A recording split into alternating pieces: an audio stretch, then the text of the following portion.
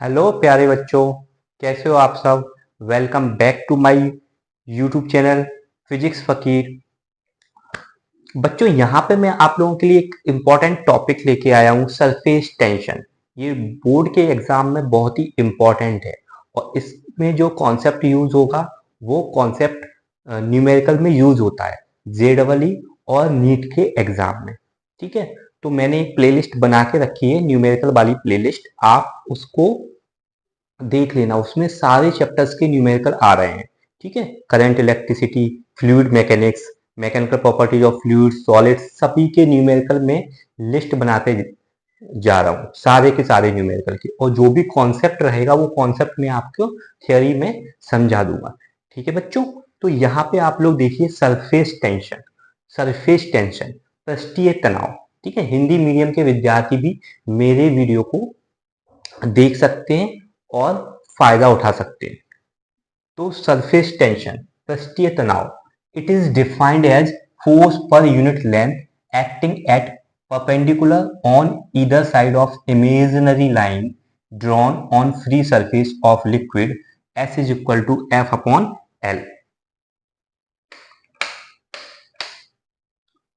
तो बच्चों, कैसा है यहाँ पे, हमारी सपोज कोई ग्लास में पानी भरा हुआ है। ठीक है, इमेजिन करो आप लोग, ग्लास में पानी भरा हुआ है। आप लोग पानी के ऊपर जो सरफेस है, अपर लेयर ऑफ वाटर, उसमें अगर आप इमेजिनरी लाइन ड्रॉ करते हो, इमेजिनरी लाइन एक बनाते हो, तो क्या होगा, उस लाइन के परपेंडिकुलर, उस लाइन के परपेंडिकुलर जो फोर्स होगा दोनों तरफ, लाइन के एक तरफ भी और दूसरी तरफ, तो लाइन के दोनों तरफ जो फोर्स होगा पर यूनिट लेंथ पे, उसी को बोला जाएगा सरफेस टेंशन। ठीक है, सरफेस टेंशन, पृष्ठीय तनाव क्या है, आपने ग्लास में पानी लिया या बकेट में पानी लिया तो अपर लेयर बन जाएगी ना पानी की। तो अपर लेयर पे अगर आप एक इमेजिनरी लाइन खींचते हो तो उस लाइन के दोनों तरफ जो आप लोग परपेंडिकुलर लाइन बनाओगे, ठीक है, तो वो परपेंडिकुलर लाइन क्या होगी, वो फोर्स इंडिकेट करेगी पर यूनिट लेंथ पे। और जो फोर्स पर यूनिट लेंथ होता है, फोर्स पर यूनिट लेंथ, उसी को बोला जाता है पृष्ठीय तनाव या सरफेस टेंशन। देखो मैं आप लोगों को बता देता हूं, ये जैसे ग्लास है। ठीक है बच्चों, ग्लास में ये पानी है और पानी की ये जो अपर सरफेस आपको दिख रही है, इस पे मैंने एक लाइन ड्रॉन की, ये देखो ये लाइन बनाई और इस लाइन के परपेंडिकुलर, ये देखो इस लाइन के परपेंडिकुलर। ठीक है, फिर से मैं लाइन ड्रॉ कर देता हूँ। देखो ये लाइन है, अभी इस लाइन के परपेंडिकुलर दोनों तरफ, दोनों तरफ, ठीक है, ये देखो इस लाइन के परपेंडिकुलर, तो पर यूनिट लेंथ पे जो फोर्स लग रहा है दोनों तरफ, जो हमने इमेजिनरी लाइन ड्रॉ की थी उसके, उसी को बोला जाता है पृष्ठीय तनाव या सरफेस टेंशन। अब देखो सरफेस टेंशन F/L यूनिट हो जाएगी इसकी न्यूटन पर मीटर।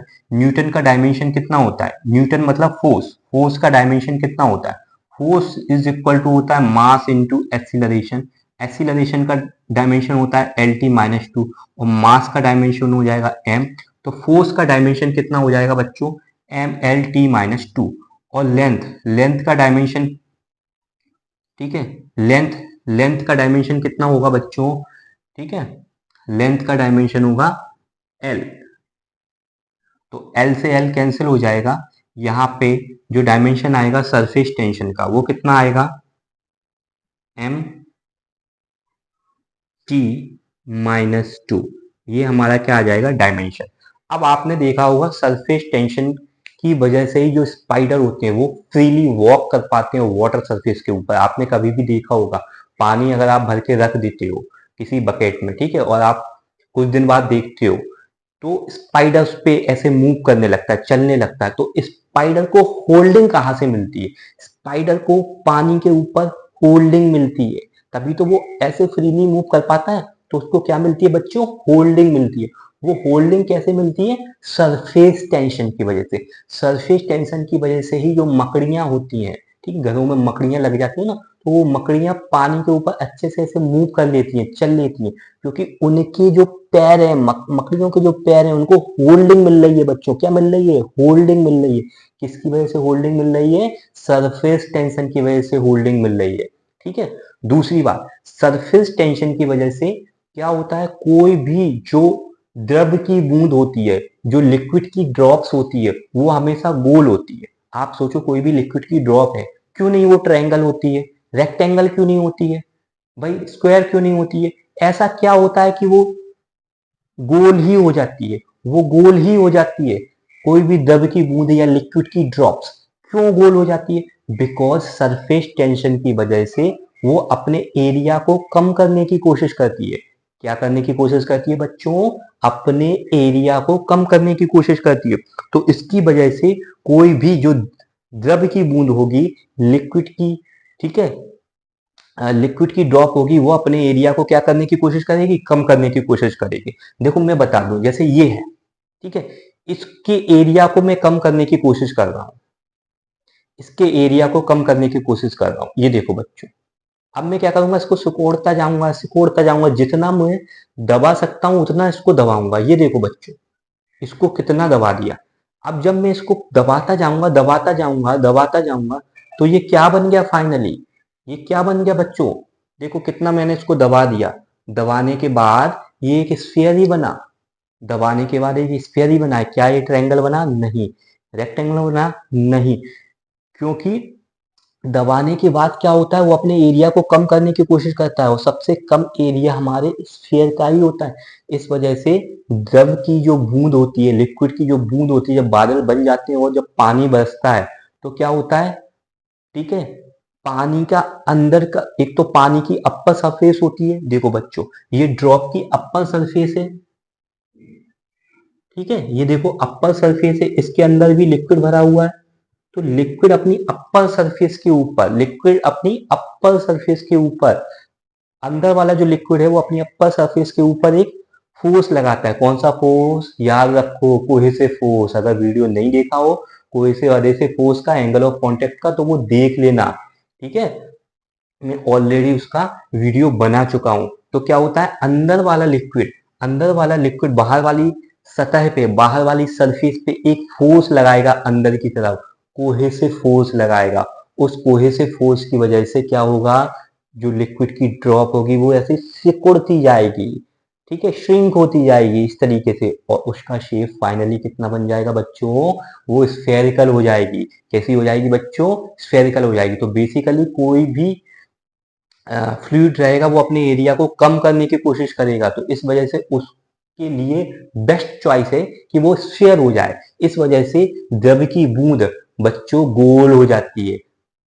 समझ पा रहे हो? मैं आशा करता हूं आप लोग समझ पा रहे होगे सरफेस टेंशन का ये कॉन्सेप्ट। अब इसके कुछ एप्लीकेशन भी है, कुछ यूज भी है जो मैं आपको बताना चाहता हूं। जैसे कभी भी लिक्विड रहेगा, ठीक है, लिक्विड में अगर मान के चलो कोई भी ऐसी चीज डिसॉल्व की जाती है जो कंप्लीटली डिसॉल्व हो जाए, जैसे सॉल्ट है, सॉल्ट लिक्विड में कंप्लीटली डिसॉल्व हो जाता है। तो जब आप सॉल्ट डाल दोगे किसी भी ग्लास में, ऐसे उसको घुमा लोगे, पूरा मिक्स कर लोगे, तो बच्चों क्या होगा, फिर उसका जो सरफेस टेंशन है, सरफेस टेंशन बढ़ जाएगा। सरफेस टेंशन क्या होगा बच्चों? बढ़ जाएगा। जैसे समुद्र होता है हमारा, सी होता है, तो सी वाटर तो सॉल्टी होता है, सी वाटर में तो नमक होता है, तो उस नमक की वजह से सरफेस टेंशन बढ़ जाता है। और मैंने क्या बताया था आप लोगों को, सरफेस टेंशन बढ़ जाता है मतलब अगर आप फिर उस समुद्र में तैरोगे, स्विम करोगे, तो समुद्र का जो पानी है वो थोड़ा सा आपको होल्डिंग देगा। क्या देगा बच्चों? होल्डिंग देगा। क्योंकि द्रव की जो सतह है, लिक्विड की जो सरफेस है, वो स्ट्रेच्ड मेम्ब्रेन जैसा एक्ट करती है। कैसा एक्ट करती है बच्चों? स्ट्रेच्ड मेम्ब्रेन, खिंचाव। तो क्या होगा, टेंशन की वजह से आपको थोड़ी सी होल्डिंग मिलेगी और आपको स्विमिंग कैसा होगा, आसान होगा। हालांकि समुद्र की सतह पे स्विमिंग का आसान होना डेंसिटी से भी जुड़ा हुआ है, लेकिन थोड़ा सा ये पार्शियली सरफेस टेंशन से भी जुड़ा हुआ है, ठीक है। तो अगर कोई भी आपका जो सॉल्वेंट है वो कंप्लीटली डिसॉल्व हो जाता है, तो क्या होता है, उससे सरफेस टेंशन इंक्रीज हो जाता है, ठीक है। दूसरा हमारा क्या कॉन्सेप्ट है, अगर कोई भी ऐसा, ठीक है, कोई भी ऐसा जैसे डिटर्जेंट हो गया, ठीक है, या पेस्ट हो गया, तो पेस्ट वाटर में कंप्लीटली डिसॉल्व नहीं होता है, डिटर्जेंट वाटर में कंप्लीटली डिसॉल्व नहीं होता है, तो क्या होगा, ये कंप्लीटली सॉल्युबल नहीं है, पार्शियली सॉल्युबल है, ठीक है, आधा घुल जाते, आधा नहीं घुलते। तो अगर आप कोई ऐसा चीज लोगे, डिटर्जेंट लोगे, पेस्ट लोगे, तो उससे क्या होगा, हमारा सरफेस टेंशन डिक्रीज हो जाता है। क्या हो जाता है बच्चों, सरफेस टेंशन डिक्रीज हो जाता है। लेकिन अगर कंप्लीटली डिजोल्व हो जाता है तो सरफेस टेंशन इंक्रीज हो जाता है। अब देखो डिटर्जेंट के केस में क्या होता है, डिक्रीज हो जाता है सरफेस टेंशन। तो डिक्रीज हो जाने से क्या होगा, जो हमारा कपड़ा मेल को होल्ड करके रखता है, कपड़ा क्या करके रखता है, मेल को, गंदगी को होल्ड करके रखता है। तो सरफेस टेंशन तो डिक्रीज हो जाएगा जब आप डिटर्जेंट डालोगे। तो सरफेस टेंशन डिक्रीज होने से क्या होगा, कपड़ा मेल को होल्ड अच्छे से नहीं कर पाएगा और मेल कपड़े से निकलने लगेगा, छूटने लगेगा। जानकारी समझ पा रहे हो ना बच्चों, क्योंकि होल्डिंग कम हो जाती है। होल्डिंग कम हो जाती है, कौन सी होल्डिंग, जो कपड़ा होल्ड किए है गंदगी को, वो होल्डिंग। जैसे ये कपड़ा है, ये दूसरा हाथ गंदगी है, ये देखो होल्ड किए। अब क्या होगा, सरफेस टेंशन डिक्रीज होगा तो क्या होगा, होल्डिंग कम हो जाएगी। तो ये मेल, ये गंदगी, ये देखो बाहर जाने लगे, बाहर जाने लगे। इस वजह से आपके वॉशिंग सोडा से कपड़ा एकदम साफ हो जाता है। तीसरा क्या है, तीसरा इंपॉर्टेंट पॉइंट है, अगर आप कोई भी फ्लूइड को गर्म करते हो, कोई भी फ्लूइड को आप गर्म करते हो, लिक्विड को आप गर्म करते हो, तो भी सरफेस टेंशन क्या होता है, डिक्रीज हो जाता है। इसी वजह से बोला जाता है, जब आपका कपड़ा ज्यादा गंदा है, आपका कपड़ा एकदम गंदा है, बच्चे लोग कपड़ा गंदा कर लेते हो ना, आप लोग खेल खेल के, कूद कूद के, इधर उधर जाके, ये वो करके कपड़ा आपका गंदा हो जाता है। क्या करते हो, घर वाले लोग क्या बोलते हैं, अब इसको गर्म पानी में डालो, गर्म पानी में डालो। तो बच्चे लोग गर्म पानी में जैसे ही आप उसको ऐसे डालोगे, तो क्या होगा, गर्म पानी का तो सरफेस टेंशन कम है, तो सरफेस टेंशन डिक्रीज हो जाता है। सरफेस टेंशन डिक्रीज होने से क्या होगा, जो आपका कपड़ा है, ठीक है, जो आपका कपड़ा मैल और गंदगी को होल्ड करके रखा है, वही पावर डिक्रीज हो जाएगा बच्चों। वही पावर तो सरफेस टेंशन है, वही डिक्रीज हो जाएगा और आपका कपड़ा पहले से ज्यादा साफ हो जाएगा। आशा करता हूं बच्चों आप लोग मेरी जानकारी को समझ पाए। इसी तरह से और अच्छे वीडियो को प्राप्त करने के लिए आप मेरे चैनल को लाइक करें, शेयर करें, सब्सक्राइब करें। जल्दी ही मिलेंगे हम अपने नेक्स्ट वीडियो में। तब तक के लिए दोस्तों, टेक केयर।